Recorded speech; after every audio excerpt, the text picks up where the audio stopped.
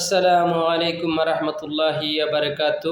সর্বপ্রথম মহান রব্বুল আলমিনের দরবার লাখো শুক্রিয়া আদায় করি। যারা ফ্যান ফলোয়ার আসুন সবাই আমারে ফলো করেন, আল্লাহ তালা যেন তারা সুস্থ রাখেন, এটাই আল্লাহ তালার কাছে কামনা করি।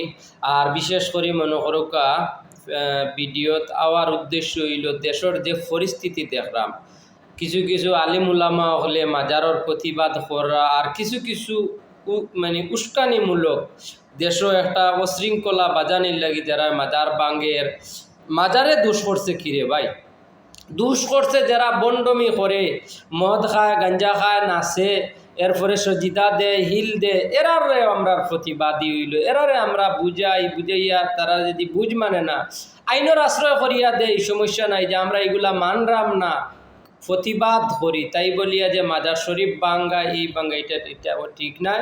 দেশ শৃঙ্খলা করিও না, এখনও দেশ